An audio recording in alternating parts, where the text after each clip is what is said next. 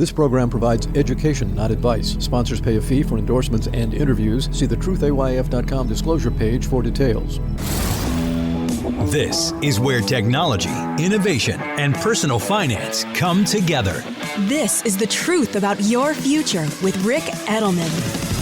Brought to you by Global X ETFs, dedicated to providing investors with unexplored intelligent solutions, and by Invesco QQQ, a fund that allows you to access the innovators of the NASDAQ 100. Invesco.com/QQQ. It's Friday, February 3rd. Thanks for joining me on the program today. I'm really excited that my book, The Truth About Your Future, which I published way back in 2017, meaning I wrote it in 2015 and 2016, just got a new book review, even though the book's now been out there for 6 years. The New Pittsburgh Courier just wrote a review, and the reviewer wrote, "This book wowed me. What really caught my attention is his breakdown of exponential technology, how technology, science, and medicine are evolving at a blistering pace." I'm really excited that 6 years later, The Truth About Your Future is still getting a lot of attention, and now you know why this podcast is called The Truth About Your Future. One of the subjects in that book, and it was not a very big section of the book, was blockchain and digital assets. Yeah, it wasn't a big section because, hey, back in 2016 when I wrote the book and 2017 when it got published, crypto wasn't nearly as big a deal as it is today, but I wrote it and talked about it in the book because my focus is on telling you what's coming next, trying to get on your radar, things that you might not be really paying attention to or even aware of. Well, now crypto is here to stay. Oh, that's not me saying that. That's Tom Emmer. Tom Emmer is the House Majority Whip. This is the third highest ranking position in the House of Representatives. You've got the Speaker of the House, the House Majority Leader, and then the Majority Whip. Tom Emmer, member of Congress, just issued a tweet, and he said, and I quote, "Crypto is here to stay. I will keep advocating for policies that advance crypto innovation and adoption in the U.S., because crypto is more than a financial investment. It's about restoring liberty and choice to individuals." Wow, that's brand new coming from Tom Emmer, and he's not alone. Kevin McCarthy, the Speaker of the House, way back in 2019, he said, quote, "I like Bitcoin. I want the government to start using blockchain." That was in 2019 when Kevin McCarthy was not the Speaker of the House. Well, now he is, and he's in a much stronger position to dictate that the government, in fact, start using blockchain. So when you have these major political leaders embracing and endorsing this asset class, well, you know things are coming. So when people ask me, "Rick, is the government going to ban Bitcoin?" Goodness gracious, no. In fact, Senator Ted Cruz just introduced a bill in the Senate this past week that would require, this is rather hysterical, it would require all the food service vendors in the Capitol to accept crypto in payment, including vending machines. Ted Cruz is a longtime huge supporter of crypto. Last year, he said that he wants Texas, of course, he's from Texas, he said he wants Texas to be an oasis on planet Earth for Bitcoin and crypto. He has often said that members of Congress need to be more educated about crypto. And this isn't just a Republican thing. Democrats, too, are highly supportive. Janet Yellen last year called blockchain technology transformative. Maxine Waters, the ranking minority member of the House Financial Services Committee, she said last summer, "We're in a new digital assets space race. America can't be left behind." And Elizabeth Warren last year said, "Let's do a central bank digital currency. Yes, I think it's time." And it's not only is it not just a Republican thing or a Democrat thing, it's also not just a U.S. thing. Christine Lagarde, the head of the European Central Bank, she last year said, "My preference is to see a digital euro in place by 2025. That's just 2 years from now. Lawmakers in the United Kingdom, they just voted to recognize crypto assets as regulated financial instruments and products. For the first time in England, crypto will be treated like all other financial assets. The bill's pending, needs approval by King Charles, widely expected. Institutions have been reluctant to invest in crypto because, among other things, they don't know what the rules are, particularly the accounting rules. I mean, you and I don't really care about accounting rules. We only care about tax rules. But businesses, corporations, endowments, pension funds, they've all got to account for their investment holdings. How do you list it on your profit and loss statement if you're a corporation? Well, now comes along the FASB, the Financial Accounting Standards Board. This is the organization that corporations rely on for how they report their income, expenses, profits, and losses on their documents. The FASB has just issued rules telling American businesses how to account for their ownership of Bitcoin and other digital assets. This paves the way for businesses to invest in Bitcoin because now the rules of the road are provided. The IRS simultaneously has also now issued rules clarifying the taxation of NFTs. We've already known for a long time how the tax rules work for Bitcoin, Ethereum, other digital assets. Now we've got rules clarifying NFTs. NFTs, and this is important, are not being categorized as collectibles. That's really good because that was a big open question. The reason people were buying NFTs is that they thought they were buying digital art. Well, art is a collectible. Does that therefore mean that NFTs are collectibles? The IRS now says, no, they are not. That's really good, not merely because of the clarity, but because collectibles are taxed at a higher tax rate than stocks. If you own a piece of art and you sell it for a profit, the profit is taxed at 28%. But if you sell stock at a profit, those profits are taxed at no more than 20%. So the fact that the IRS is now saying NFTs are not collectibles, good news for investors, further encouraging investors to invest in crypto. And I don't know if you ever heard of a guy named Thomas Fataruso. He's the special agent in charge of criminal investigations at the IRS's office in New York, and he just said, crypto is here to stay. He was interviewed by the Wall Street Journal, and he says that the IRS wants to partner with the industry to help it fight financial crime.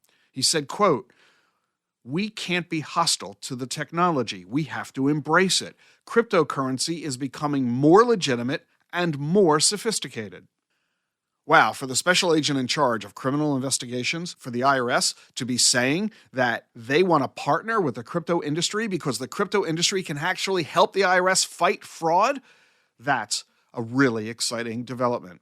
And again, this is not just a US thing. Interpol has now launched a fully operational metaverse. It's going to be used to provide immersive training courses for forensic investigators. Law enforcement officials from around the world will be able to gather in the metaverse and interact with each other via their avatars. Students are transported into a virtual airport where they can apply their new skills at a virtual border. Clearly, governments around the world are recognizing this technology is really cool. It also offers them terrific opportunities to combat crime and fraud. And that takes us back to the FTX fallout, which we're all still dealing with. Has that huge scandal where millions of people lost money, billions of dollars around the world, has that caused you to be more likely or less likely to invest in crypto? According to a new industry survey, the FTX scandal has caused investors to say they are now more likely to invest in crypto. That doesn't seem to make a lot of sense. Shouldn't it be the other way around? You hear about all these scams and frauds, and you therefore conclude it's too dangerous, too risky, I'm going to get ripped off, I don't want anything to do with it? No, investors are not saying that. They're saying the opposite. In the survey, they were then asked, why are you saying that? Why are you now more likely to invest as a result of the FTX scandal? And they said, we know there will now be increased enforcement. And that means crypto is going to become safer from frauds.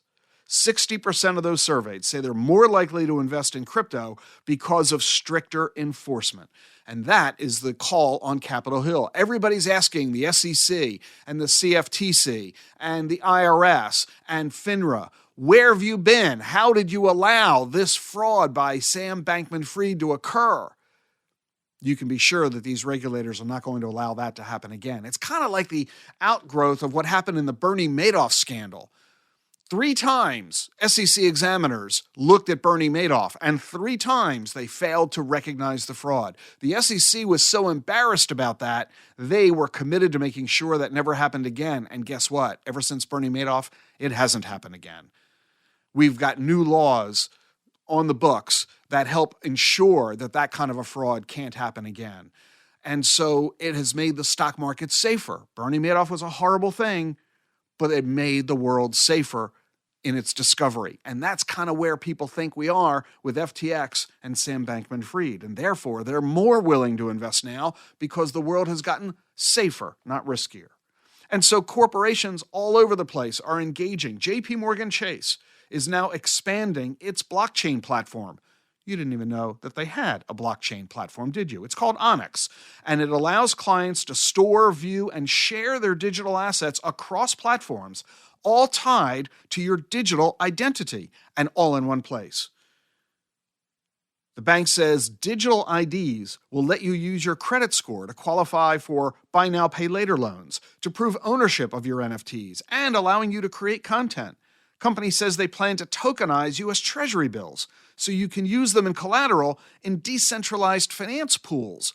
This is a bunch of jargon for you, isn't it? The point is, if one of the largest banks in the country, frankly in the world, JP Morgan Chase, has a blockchain platform, they're engaging in digital identity, they're allowing people to buy, sell, trade NFTs, they're going to tokenize the safest investment in the world, U.S. Treasuries, to facilitate the purchase of securities in a DeFi protocol.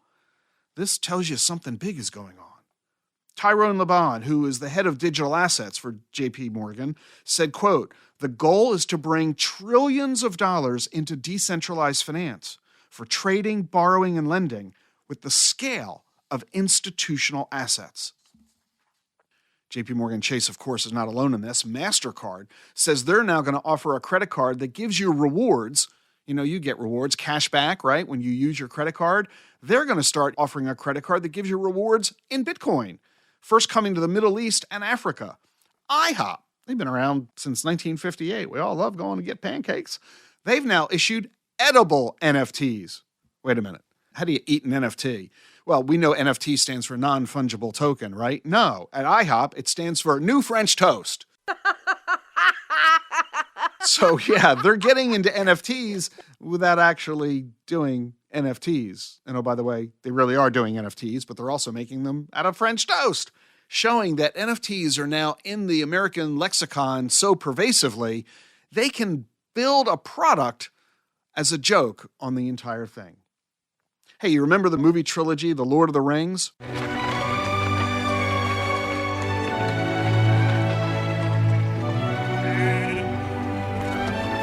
That movie was released way back in 2001. Oh my goodness, that's making me feel pretty old. Now, Warner Brothers is releasing NFTs from the first installment of that trilogy, The Fellowship of the Rings. Each of these NFTs will give you a 4K copy of the film. You get hours of extra footage, tons of photos, plus exclusive collectibles inspired by the movie. Warner Brothers isn't the only one getting into NFTs based on their films. Lionsgate has released NFTs for its horror movies Saw. Paramount has released NFTs for Star Trek. AMC launched NFTs for Walking Dead. Netflix has done NFTs for Stranger Things. One of the floats in the Rose Parade this year at New Year's was based on NFTs. The International Chess Federation is hosting tournaments in the metaverse. International Grandmaster Garry Kasparov has launched his own NFT collection. Bicycle playing cards, they've been around since the 1880s. They're now selling decks of cards based on the NFTs of the Bored Ape Yacht Club. The company bought Bored Ape number 1227 for $187,000. This Bored Ape features an ape wearing a helmet that has, you guessed it, a Joker in it. Only 2% of the 10,000 Bored Apes have that feature. And according to Bicycle Playing Cards, it's worth almost $200,000. Bicycle says they're also going to issue their own NFT collection, and buyers will get a limited edition deck of physical playing cards. You can now sell NFTs via the Apple iPhone store. All told, NFT royalties hit nearly $2 billion last year. That's how much money people made trading NFTs. Nike earned $91 million. Adidas made $5 million. Gucci made almost $2 million. So it's not just individuals. It's not just teenagers that are playing around with NFTs. Some of the biggest corporations in the world are getting in on this. LG, the big maker of TVs and other consumer electronics, they're from South Korea. They're now making smart TVs that let you buy NFTs and display them on your LG smart TV. Fidelity has filed 3 trademark applications involving the metaverse. Visa, PayPal, Western Union, they've all done the same thing. New trademark applications allowing them to do business involving crypto and the metaverse. Wow, this is all getting pretty exciting. I mentioned on a show some time ago that there are basically 2 kinds of people in the world of crypto.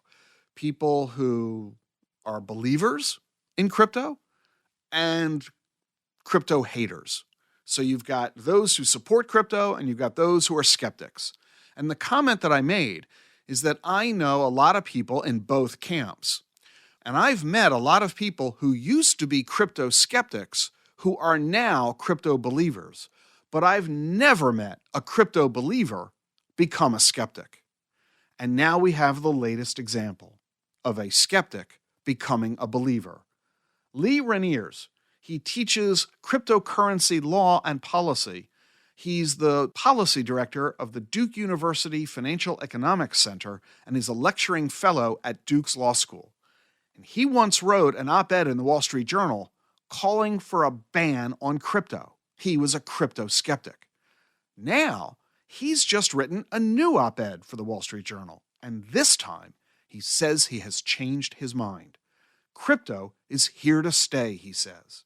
He even organized a digital assets conference at Duke University last month, and he wrote, "How do I know that crypto is here to stay?" Well, for starters, he says, he's been teaching and writing about cryptocurrency and digital assets at Duke for 6 years. He's met with hundreds of students, including students in Duke's groundbreaking Master of Engineering in Financial Technology program. Yeah, Duke now offers a college degree for crypto engineering. And he says that these students are not trying to get rich quick. They see the opportunity to get in on a ground floor of a new industry that has great potential. And he says he knows digital assets are here to stay because industry leaders from the traditional financial system say that crypto is going to stay. He cites David Solomon, the CEO of Goldman Sachs, who wrote an op-ed of his own in the Wall Street Journal saying that blockchain is a promising technology that is already changing how corporations raise money and how investors trade stocks. He cites BlackRock CEO Larry Fink, who said last month, quote, "The next generation for securities will be the tokenization of securities." He also noted that JP Morgan and KKR both already have done tokenized trades. He also noted SEC Commissioner Hester Peirce. She's criticized her own agency's approach to digital assets. I had Hester Peirce on this podcast, and you heard her making those criticisms. He also noted CFTC Commissioner Kristen Johnson, who herself is a distinguished securities law scholar, who's calling for a comprehensive regulatory approach for consumer protection in the digital asset markets. So when an expert like Lee Raniers of Duke University says, "Sorry, I was wrong about crypto. I now am convinced crypto is here to stay," well, you may very well now be wanting to know, how can I add crypto to my own portfolio? Well, these days, it's incredibly easy, particularly using exchange-traded funds. Global X ETFs, for example, is one of many fund companies that offer ETFs. Global X has 3 of them. The Global X Blockchain ETF, the symbol is BKCH. It invests in companies that are developing and using blockchain technology, companies like Bitcoin miners, crypto exchanges, digital asset banks, and companies that make the chips and the hardware. The Global X Blockchain and Bitcoin Strategy ETF, symbol is BITS, BITS. In addition to investing in companies involved in blockchain technology, it also buys Bitcoin futures contracts. And then there's the Global X Metaverse ETF, symbol VR. This ETF invests in companies that are engaged in the development and commercialization of the metaverse, companies that are letting users experience digital realities, creator platforms for live streaming and 3D simulations, creator economies involving digital payments and NFTs and other digital asset payment gateways, and the companies that are providing the hardware and the software for digital infrastructure, semiconductors, cloud computing, 5G, and whatnot. This is an entirely brand new asset class, creating an entirely brand new economic environment. McKinsey says that by 2030, the metaverse is going to be a $5 trillion business. That's equal in size to the economy of Japan, world's third largest economy. So, yeah, just as Lee Raniers is acknowledging, I think it's time you engaged in crypto. Ask your financial advisor about these Global X ETFs or just visit globalxetfs.com. And you can learn a lot more about all of this by reading my #1 Amazon bestseller, The Truth About Crypto. Coming up next, the doctor becomes the patient. My good friend and longtime colleague Ed Moore, who was with me for 30 years in the building of Edelman Financial, the largest RIA in the country, himself retired a couple of years ago, and the financial advisor who spent a career counseling people on retirement finds himself now retired. We'll hear from Ed on what his life has been like in his transition. So be sure to stay with us for that here on The Truth About Your Future.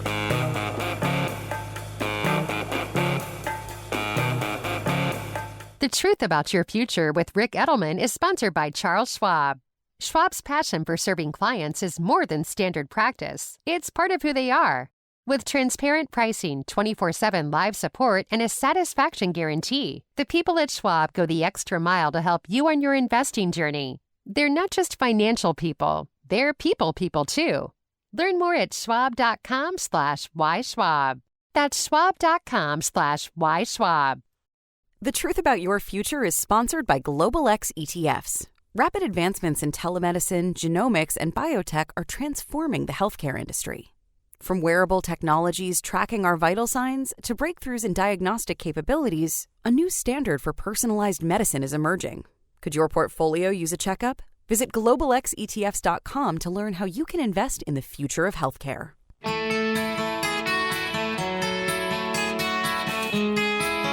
Welcome back to The Truth About Your Future. I'm Rick Edelman. I'd like to bring you experts every Friday, tops in their field, to help you with your financial decision-making, and also for advisors, how to help you in your financial decision-making. This particular expert is going to be an awful lot of fun, if only for me and for Ed. I don't know about anybody else, but Ed Moore is joining us on the program today. Hi, Ed. Hello, Rick. Ed and I have been pretty much attached at the hip for the past 35 years. I mean, technically, if I were to cite Ed's title, it is Retired Financial Planner. That's kind of a silly phrase we'll get into. Ed has been in the financial services industry for 35 years. He started at Waddell & Reed back in 1986, which is the same year I got started as a financial advisor. And Ed joined me in 1990. And he became the president of Edelman Financial in 1995. Ed was my #2 forever and instrumental in the growth and development of our firm, which, of course, we, together with my wife, Jean, turned it into the largest RIA, registered investment advisor, in the country. We went from 2 planners, just Ed and me, to 150 in 45 offices coast to coast. By the time Ed retired, our company was named the #1 RIA in the nation more than a dozen times. And Ed is also a certified financial planner. He's served on the board of directors for the Sort of Financial Planner Board of Standards. And I think this is the first time, Ed, in our long career together that I've actually interviewed you on the radio. We've done gigs together. We've been on the radio together, but never interviewed in this format, for sure. So before we get into the most important question, which is the reason you decided to retire from Edelman Financial after 30 years, walk us back through the history. Give us your story for folks. I'm the one everybody's heard of because I had the microphone every week for 32 years on the radio, but you were behind the scenes more so. So talk about your career and our working together at Edelman Financial for 30 years. Well, we might as well start with a fun story. So for those that haven't heard my story, I met Rick Edelman at an IAFP meeting. That's the predecessor to the FPA.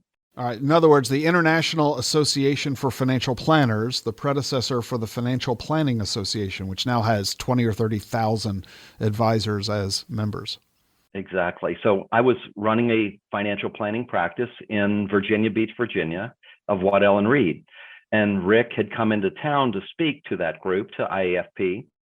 And so he was the featured speaker. I had seen a notification that he was going to be there speaking, and he talked about being on the radio and doing the other media activities, and that intrigued me. And so I went to the meeting. It was a breakfast meeting, which I didn't often go to, but I went, listened to Rick, and was fascinated by his story. He mentioned something during that presentation. He said, if anyone is looking for a job, we're really busy and we could use some help. And that he said it rather tongue in cheek. And yeah, I was kidding because I was down in Virginia Beach. My office was in Fairfax, which was 2 hours away. And I'm like, nobody's going to relocate. I was kind of tongue in cheek. You're exactly right. I didn't think anybody would take me seriously. Exactly. So I ended up going up and talking with him afterwards, as I do from time to time. We exchanged business cards. My folks lived in very near where Rick's office was. My wife's folks did. So we were up there frequently. So I mentioned, hey, I may call you and see about setting a time for us to get together. And as virtually no one, after they exchange business cards like that, actually follows up on what they say they're going to do. Well, right. I'm the kind of person that did. And so Rick and I had a conversation, and I was trying to milk ideas out of him about the media so I could go and replicate what he was doing in my hometown. And he turned it into a job interview. And he's a pretty compelling salesperson. And ultimately, he talked me into coming to work for him. For the offer, Rick, if you recall, I was going to make $5,000 a month, draw against commission for 3 months. That was the offer. That was it. And I was just smart enough or dumb enough to take it. I won't go too deep into the story, but we ended up moving. My wife, my daughter, my dog ended up moving into basically a 12 by 12 room in my in-laws' basement. And I figured I'd be there for a couple weeks, maybe a month or two. Well, that turned into a year and a quarter for various reasons. Anyway, my in-laws, I was 29 at the time. I turned 30 living in my in-laws' basement. So that was the beginning. So it's from very humble beginnings. Ultimately, the firm began to thrive and the firm grew.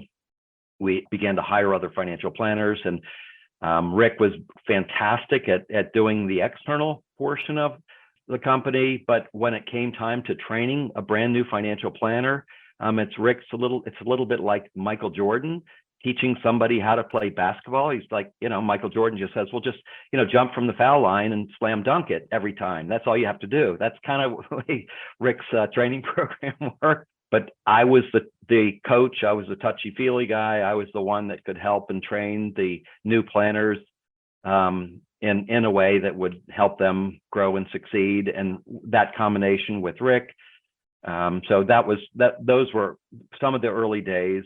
And then the firm grew and built, and with Rick's foresight and his vision. I mean, Rick, let's just talk about it for just a minute. When there were 6 of us, when there were 10 of us, when there were 12 or 15 of us, what did you envision? I'll turn the interview around. What did you envision for the company? Did you see what this might become? No, I didn't. My attitude and Gene's was the same from the beginning. As you know, our attitude was, we're going to help anyone who asks for our help. And if the demand for our services exceeds our capacity, we'll grow to accommodate. We won't turn anybody away, no matter how much or how little money they had. As you know, Ed, we didn't have an account minimum. If they didn't have enough money to open an investment account, we treated them as a pro bono case. So our attitude was, the only criteria was you had to ask for our help and be willing to take it, and we'll grow as needed. So I said, we'll stop growing when the demand for our services stops coming. It never stopped. It kept coming and coming and coming. So we kept growing and growing and growing, not because of a master plan, but just because we were trying to serve the community who was seeking out our help. So no, and in hindsight, I wish I did have a master plan. We probably would have grown more logically, more effectively, more rationally. The phrase you kept referring to it, it became your mantra, is that we were building an airplane while flying it because we didn't have that master plan. And somehow we pulled it off. Yeah, exactly. So really, when you think about it, we had probably from 1990 to maybe 2005, if you look at that, the first 15 years, those were, I'll call it slow growth. We grew substantially. We were well known. You ultimately began having radio stations in I think 7 markets beyond the DC market where we started. And then we opened up offices in New York, and then ultimately California, Florida, et cetera. So we had I call it very slow growth, and built an incredible foundation. And the entire time, I mean, the entire focus was on taking care of each and every client as if they were family.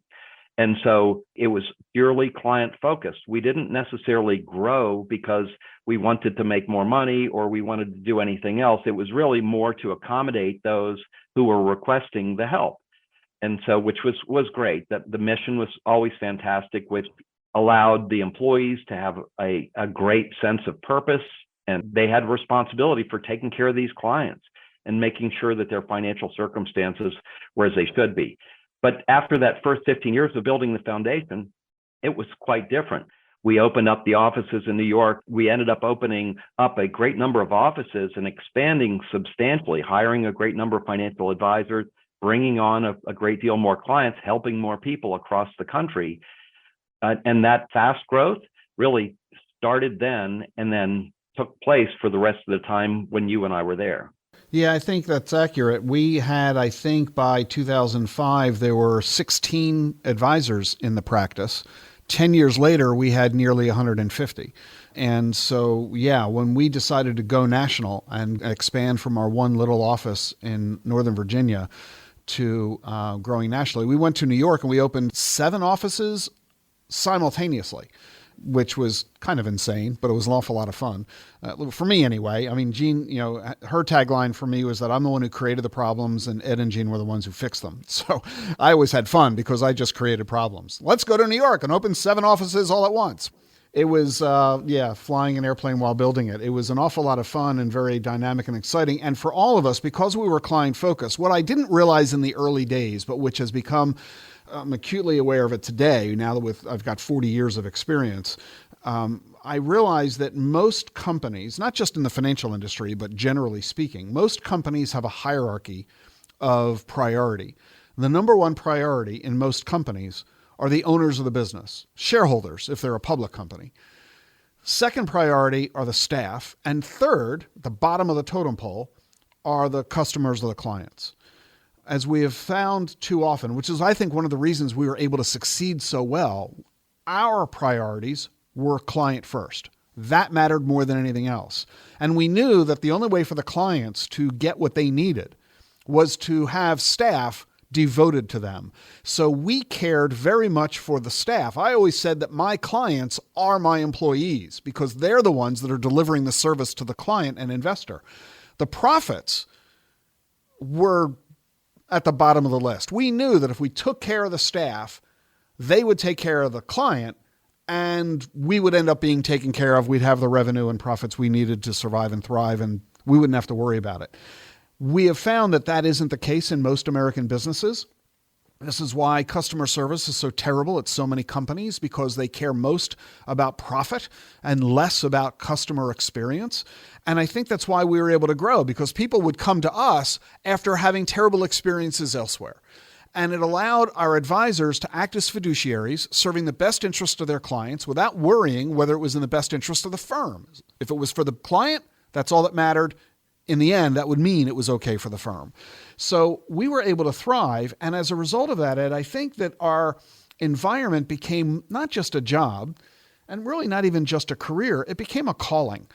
The advisors loved working in the firm because they knew they were changing people's lives. They were creating financial security for families on a bigger scale than they ever thought they'd be able to do elsewhere in their careers.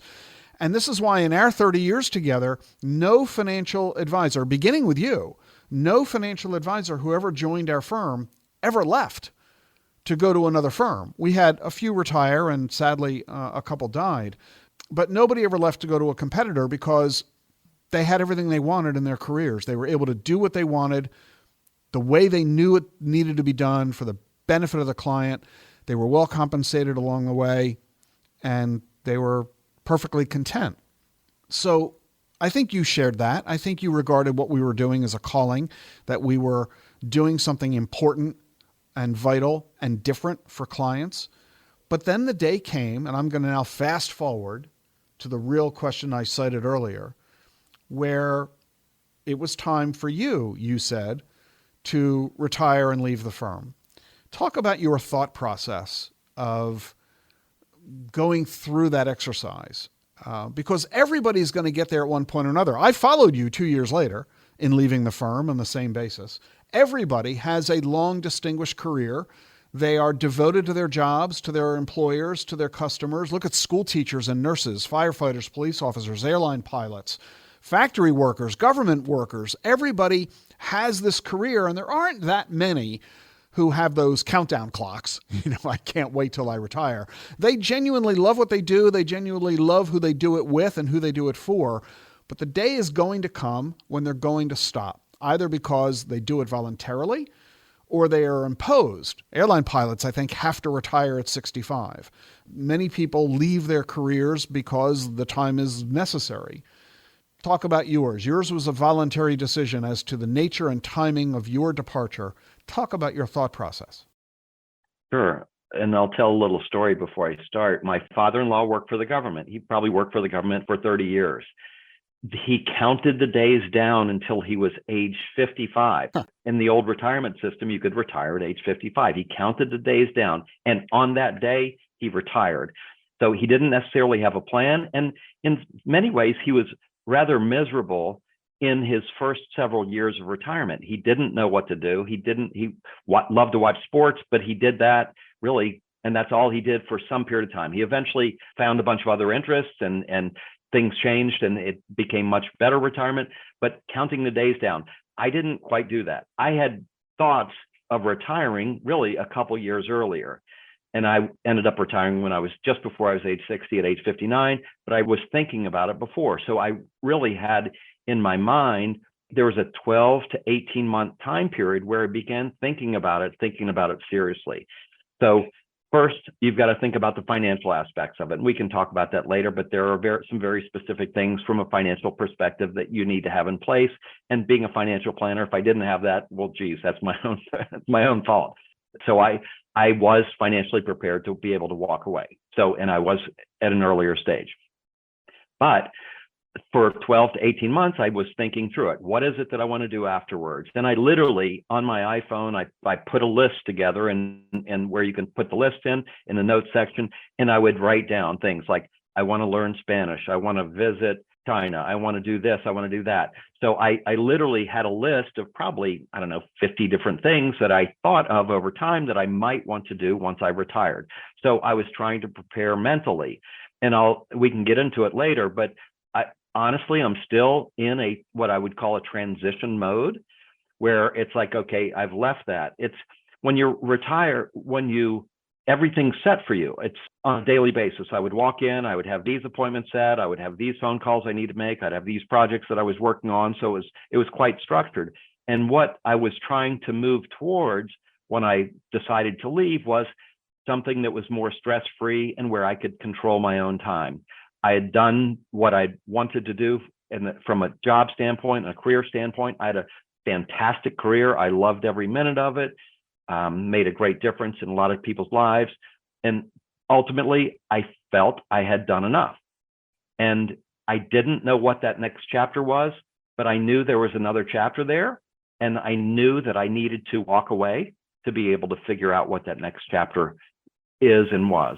It's so interesting. I think that the reason that we are in this situation is because of where we are in the timeline of human history. We are experiencing something that no one in human history has ever experienced until the 20th century.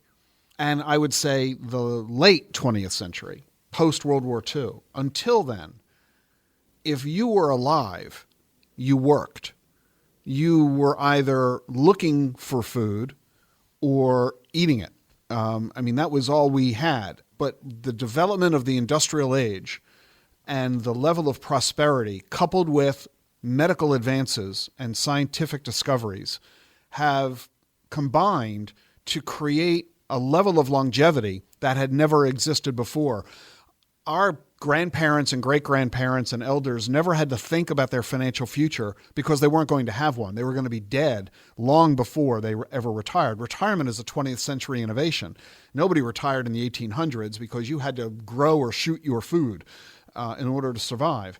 And we find ourselves in an area of prosperity and longevity that is unprecedented. And what is so fascinating is that you're one of the top financial planning experts in this country. You have done financial planning for hundreds and hundreds of clients personally. By extension, many thousands of clients throughout the firm. We have more than 100,000 clients in our firm, back when we were in our heyday before we did our big acquisition of Financial Engines. And we are very highly trained, very well skilled, highly experienced, and we know how, and in fact we do, counsel our clients extensively on the cost of raising a child, on the cost of buying a home, on whether you should buy or lease a car, saving not just for college, but saving for weddings, how to negotiate employment agreements with your employer, how to negotiate salary and benefits, how to deal with insurance and taxes, mortgages, how to write wills and trusts. We have received extensive training. We have conveyed extensive advice on all of these subjects to prepare our clients to getting to the top of that mountain where they are at the pinnacle of their career and they are able to afford to retire, to stop earning an income and to live off of the money that they've accumulated through hard work and sacrifice for 30 or 40 years. And that's you, Ed. You're a highly successful executive in one of the largest investment management firms in the country. And financially, you've done a great job for yourself and your family, the same way as you said you counsel your clients. But in all of that, where's the education? Where's the preparation for what do you do after that? I remember my grandfather retiring and he was dead in a couple of years because that's what happened. You retired at 62, you were dead at 65. Well, your dad retired at 55, lived to 88. You've retired at 60 and you're probably going to have another 40 or 50 years left to go. What preparation did we have for dealing with this? And how much did we ever talk to our clients about it? We talked to them about it financially, but we didn't talk about it in terms of a lifestyle. What do you do with the 8 or 10 hours, or in your case, 15 hours a day that you now have available that you're not devoting to the business? You wrote about this in The Truth About Your Future, right? Yeah. The traditional sense where you would work for the company for 30 years, get a gold watch, retire, that's dead. What's the average length of time that people stay with any one given company today? So people are instead going to work for a period of time in a given profession, in an industry. Then they're going to leave that. They're going to retool themselves, maybe go back to school, maybe retool in a different way, maybe take a sabbatical, maybe travel the world. Then they're going to enter a new profession of some type, maybe similar, maybe something completely different, and then do that for some number of years. And that a series of transitions in that fashion, and then ultimately have leisure, but it won't be at 62 or 65. It will likely be in their 70s or in their 80s, as opposed to being at something that was traditional and something that was really, I think, transient, that it wasn't probably not sustainable with the longevity that we're going to see in the future, to be able to retire at 65 and live for 30 or 40 more years in retirement. It's probably not a sustainable financial model. Mm-hmm. And not only is it not a sustainable financial model, I think from a morale perspective, an emotional perspective, it's boring. When you got to your first day of not going into the office, we'll put COVID aside, which is hard to do. Your first day of not having phone calls, emails, meetings, business-related stuff, what did that feel like? It was a weight off the shoulders for a period of time. And so that was on day one. It's like, wow, it's like, you're the last day of school, you finished the ninth grade or whatever. Not having to do anything. This is wonderful. My timing was rather poor, just a little bit of an aside. So I retired in June of 2020. COVID really had hit in March of 2020. So I had a bunch of travel lined up. And in fact, we had a wonderful trip in Australia, right? In March of 2020. We barely escaped coming back. And nearly to the day that we came back, the world shut down. Yeah, there were a dozen of us that went to Australia for a couple of weeks. We spent 5 days in the outback off-roading, and we were oblivious to what was going on in the world because we had no cell signal or no cell coverage out there. And the day we flew home was the day President Trump shut down air traffic flights from Europe. And we weren't sure we were going to be able to fly back to the U.S. from Australia. Right, exactly. And I don't know, Rick, if you recall, we were walking around the pond and we stumbled upon, if you recall, a black swan. Do you remember joking about that? Yeah, I remember. I'd never seen a black swan in my life. I think you might have taken a picture of it. I definitely took a picture of it because it was very scary. It was like seeing a black cat walking under a ladder. And sure enough, the black swan event came true. We were informed of COVID when we got back into civilization. And so you had a transition from, wow, I don't have to do anything, to I don't have anything to do. Right, exactly. So that led to something that ultimately I had many things to do. So the early days, I spent a lot of time on personal business, things that I needed to catch up with, and had 10 years worth of updating for a number of things from a personal standpoint. Karen's to-do list that you have been ignoring. Exactly. Beyond that, eating and health were something that I knew I needed to focus on with the number of hours with travel, et cetera. I wasn't eating particularly well. I wasn't exercising in the way I wanted to. So I devoted time during the first, I'll say 6 months to those activities. And I've still continued to that. I'm not as good as Gene is, but I'm much, much better than I was. Let me tell everybody this, because this is, I think, of the very many attributes and credits that belong to you, this one is my personal favorite. And people aren't going to believe it when I say it. In Ed's 30-year career with me, he had a grand total sick days of 1. And it was because you ate something you were allergic to and you had a reaction to it and you were out one day. I remember one year I was out 21 days in a single year. Remember that? But you have a constitution that is, old Ironsides. So that was the first 6 months. Then winter was coming around. It was winter of COVID. And I had no interest in sitting in the cold. And restaurants, my wife and I didn't go to restaurants. We didn't have a lot of social activities simply because no one did that. You didn't have a lot of things going on with masks on. And so anyway, I decided that I wanted to go to Florida. I wanted to be somewhere warm. And that's exactly what I did. So I ended up renting a place in Florida. And we had been going down there for some period of time, but we selected a brand new place. And so I was able to go there. I was able to spend time outdoors. We went to outdoor restaurants. I was able to walk every morning, play golf, something I enjoy doing on a regular basis, which I couldn't have done back up north.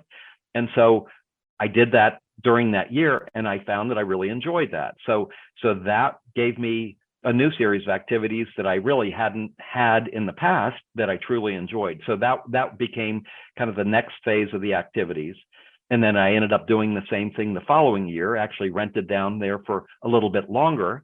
And now I'm in the process of purchasing a second home that I'll hopefully spend time in very soon.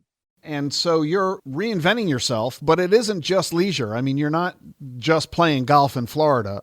The word retirement is totally inaccurate in your situation. You are engaged in a variety of things. Talk about some of the stuff you're doing that are, I'd say, career focused. I do love to play golf. I'm actually playing tennis now. I'm learning to play pickleball. I can play golf once, twice, 3 times a week and truly enjoy it. If I had to play 5 or 6 times a week, I wouldn't. It'd be more like work. So ultimately, in some ways, finding something else to do was really a fill-in to say, I want to be intellectually challenged. I want to be involved in something. I was in the financial business for a long time, so that's where my contacts are. That's where my knowledge is. So I actually made a couple phone calls after a year. I basically did nothing from a business standpoint for 1 year. Then made a couple phone calls and have become what's called a special advisor for David DeVoe. And what that means is I'm coaching a couple small RIAs who want to grow or who may want to sell at some point in time. So that's one activity. I'm on the board of another RIA. I'm on a couple advisory boards, and I'm now working with you, Rick, in DAC FP. So I'm not looking to go back and work for 50 or 60 hours a week again, like I did for so many years, and be that involved. It's great to provide some expertise and some benefit for a firm, but not to have it really overtake me. DAC FP that I referred to is the Digital Assets Council of Financial Professionals, the organization that I created 7 years ago to teach financial advisors about blockchain and digital assets. And Ed and I couldn't resist. We worked together for 30 years, and he left Edelman Financial a year before I did. And then I left and have been focusing on this podcast and our financial education activities and my crypto education activities. And Ed and I, of course, constantly stay in touch and couldn't resist any longer. And so we're back again doing stuff together because we just had too much fun doing it for 30 years. Why put it to a stop? We're just not doing it at Edelman Financial anymore. We're doing it together.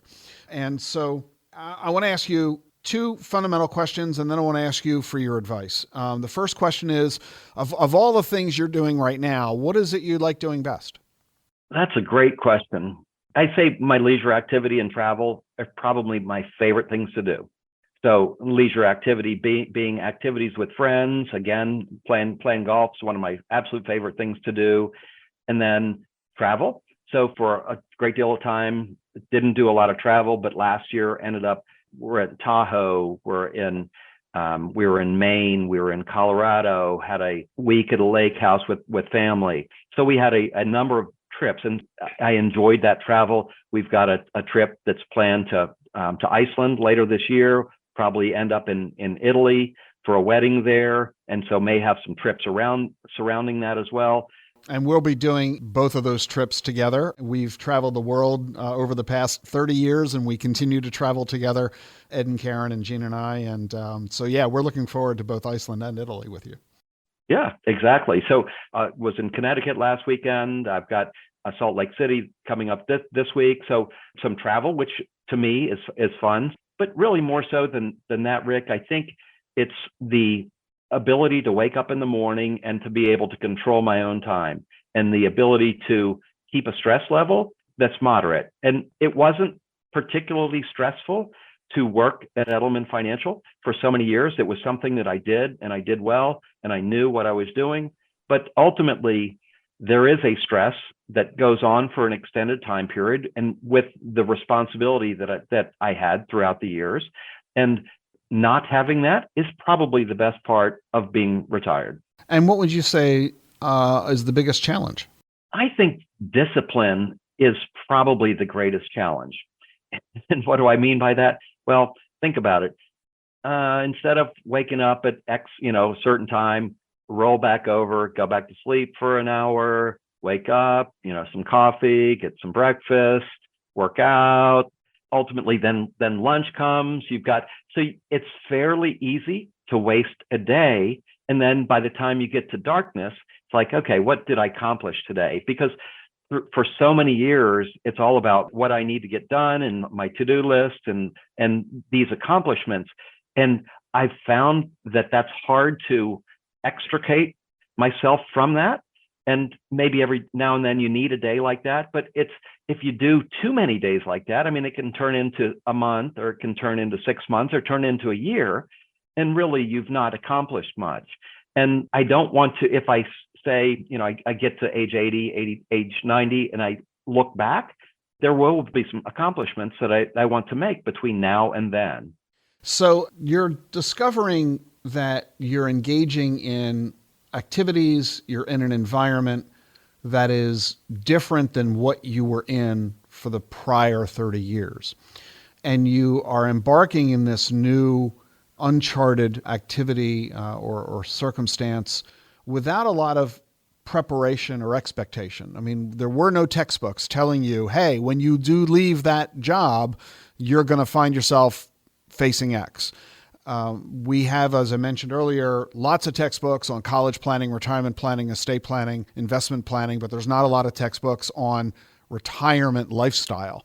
So I'm going to ask you to put on your financial planner hat once more and counsel for everybody who's watching and listening to this podcast. What do they need to think about as they acknowledge that over the next year or decade, they're going to be in a similar situation as you and me? They're going to leave the career that they have grown accustomed to for the past several decades. What advice would you give to them as they look forward to their post-career life? I'll take it and I'll break it down into two different areas. I'll talk about money first, and then I'll talk about the rest. And in some ways, money's the easy part. Money's kind of the science, and then the art is the rest, I would say. So certainly retiring successfully from a finance standpoint, I've got to have enough income to be able to take care of my needs at whatever stage, whether I'm 55, I'm 60 or 70 or 75 when I walk away. What's my source of income? So I'm either going to have pensions, Social Security, some regular source of income from that perspective, or I'm going to be taking some kind of withdrawals from the investments that I've accumulated. So there are easy ways to calculate that. Financial advisor can help with that. Obviously, I did my own financial plan when I started working, and then I did it along the way. But ultimately, having the finances in order is certainly number one. But let's again touch on this one topic. When I first did my financial plan, I looked at it and said, okay, what if I retire at age 60 and then I run my life expectancy to age 90? Okay, so that's 30 years. Well, think about the advances in medical technology that we've had and the expectation, advances in medical technology that we are going to have. And if I'm eating right now and I'm exercising as I should and playing pickleball, you talked about that on a podcast recently. Yeah. So I'm doing the things that will help keep my mind and body sharp, then I could well live into my hundreds.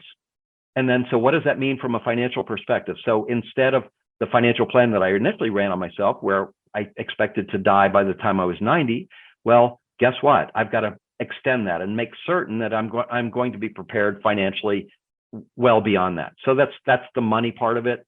Again, that's kind of the easy part of it. The challenging part is trying to figure out what it is that I want to do. And I'll start with the word purpose, because I think that's the most challenging element of it, because I can fill my days. I can fill my days with activities. I can fill my days with doing things. If I look at spending time with family, my folks are getting older. They're in their late 80s. They'll need my help more so. My wife's mother's still living. She's 93. There's time to spend with kids and grandkids. And so time spent with them. I've got business activities. I've got personal activities that I want to do. I do things with my friends. So activities are one thing. The challenge, though, I think the greatest challenge is purpose. What is my purpose? What is my next big idea? How do I want to change the world? How do I want to advance things that are important to me? And that's the transition that I think that's really where I am right now. I don't have some of the answers that I want. And I've been retired for 2.5 years, and I did a lot of preparation for that. So I think many people will underestimate what it takes to develop that next sense of purpose for the next phase of your life. And what are you doing to figure that out? Are you rushing it, or do you feel that it's something you've got to resolve soon or immediately, or are you comfortable just letting things take their course? really what I did very little towards that for the first year. But beyond that, again, I began with some work activities. Was on the board, as you mentioned before, the CFP board, and have had some volunteer activities there. I've on another board, I've been treasurer, been working on another board for a period of time, something that I'm very passionate about, helping bring people up in my local community from a financial standpoint. So I am actively working on certain things, but I've not necessarily found the next big thing. I've not rushed it. I'm taking my time because I really don't have to rush it. And so I'm enjoying myself during this time period. But I would say if there's something that's lacking or something that from an advice standpoint that I would give to people, that's something that they really ought to focus on. And so now turn it inside out. What is it you would say to financial advisors about the service and the categories of conversation that they provide? I think you'd agree with me that most advisors are not talking to their clients about this element of the client's future. So what would you say to financial advisors? To let the clients understand, make certain that the clients understand that once you retire, it's hard to unretire. Once you leave, it's hard to go back and say, I made a mistake after 3 months. I'd like to come back. So make certain that you are mentally prepared. And so that's the advice. So spend whatever time's appropriate on the financial side, spend a heck of a lot more time on the other side, on the art side, on the side of what are you going to do? I think that's extremely important. I think you're absolutely correct that you'll provide much greater value to your client if, in fact, you have those conversations, because this is what really matters in terms of happiness. And I'm thrilled. The number one thing you said that I picked up on, that I'm just thrilled you said it, is that you are happy right now. And that thrills me to no end, knowing that our lives together for the past 3+ decades have left you in a situation where you are enjoying happiness. And that is, I think, the ultimate obligation and goal that every advisor needs to have for their clients. Don't just leave them financially well off, leave them happy. That's Ed Moore, my longtime colleague at Edelman Financial for 30 years. And as a result of that, one of my oldest friends. Ed, thanks for joining us on the show today. I think you've really helped a lot of people, as you've been doing for decades. It's been a real pleasure, Rick. Don't go away. Coming up next on The Truth About Your Future, a visit by my wife, Jean Edelman, with her Word of the Week. And remember, if you miss any of our weekday podcasts, you can listen anytime you like at wherever you get your podcasts and at thetruthayf.com.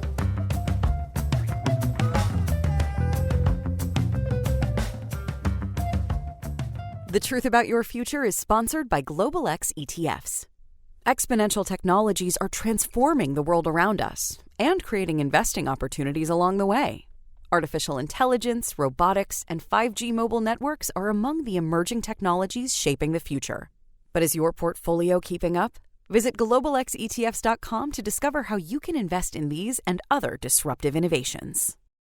Allow us to introduce you to Tom, an ordinary person who helped shape the future by putting his money behind the right ideas. Tom enjoys tending to his tomato garden and is currently developing the perfect blend for his homemade spaghetti sauce. Tom is also accessing companies that help change the course of the aerospace industry by investing in Invesco QQQ. Invesco QQQ is a fund that allows you access to innovators of the NASDAQ 100, which goes to show you don't have to be a rocket scientist to help push progress forward. Become an agent of innovation. Learn more at Invesco.com/QQQ. There are risks when investing in ETFs, including possible loss of money. ETFs' risks are similar to those of stocks. Investments in the tech sector are subject to greater risk and more volatility than more diversified investments. The NASDAQ 100 Index comprises the 100 largest non-financial companies on the NASDAQ. You can't invest directly into an index. Before investing, consider the fund's investment objectives, risks, charges, and expenses. Visit Invesco.com for a prospectus with this information. Read it carefully before investing.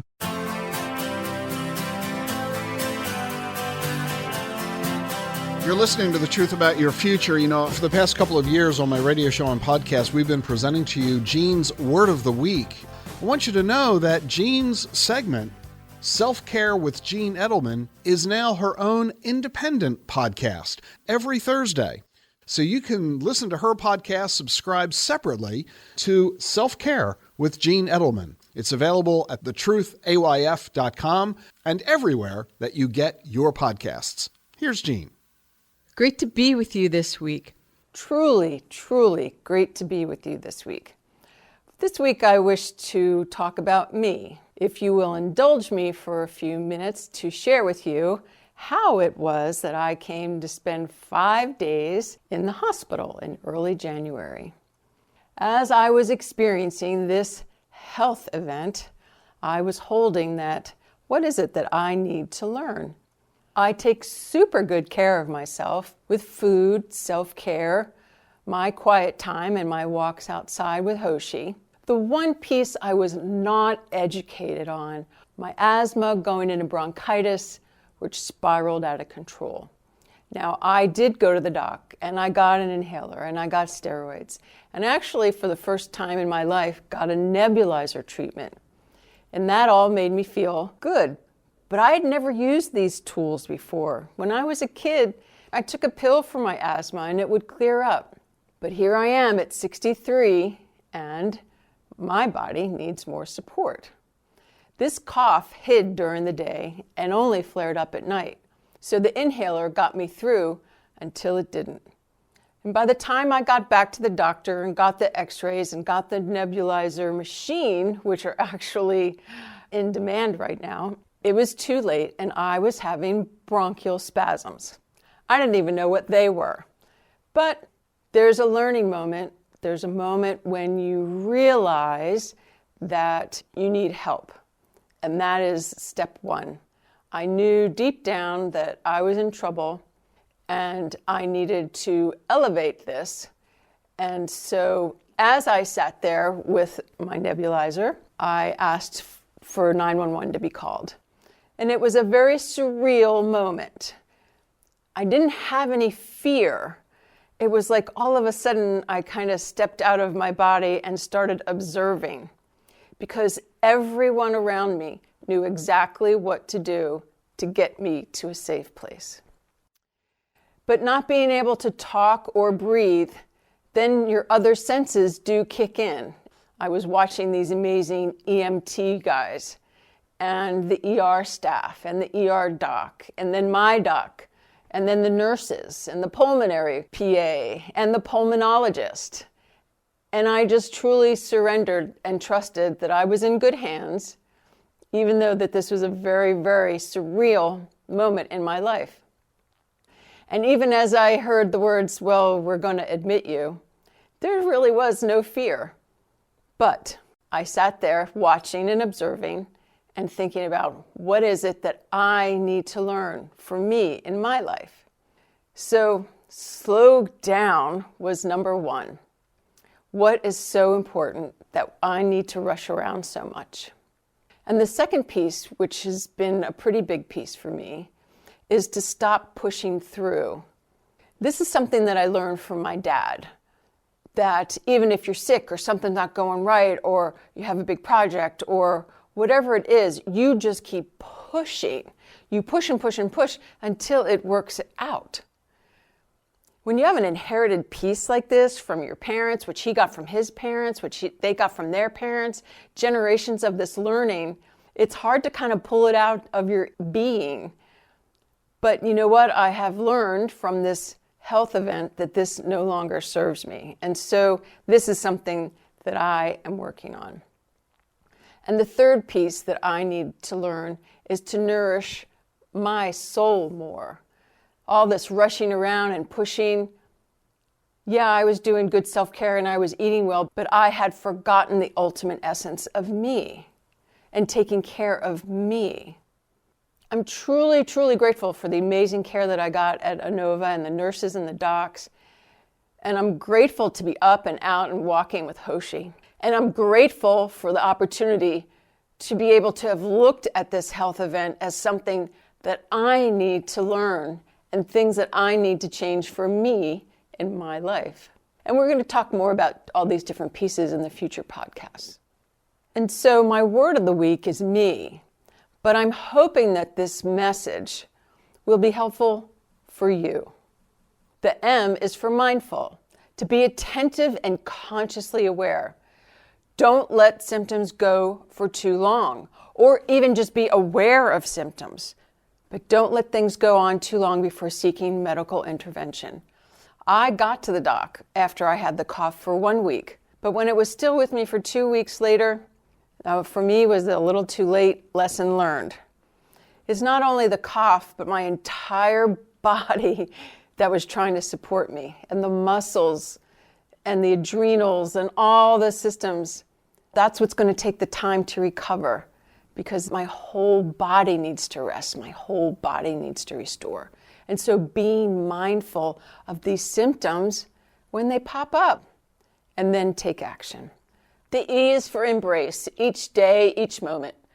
You know what? Those 5 days that I spent in the hospital are the first days in years that I haven't been outside walking, cooking, being with my family and friends. Was I so arrogant that I thought that a lingering cough would ever take me to that place?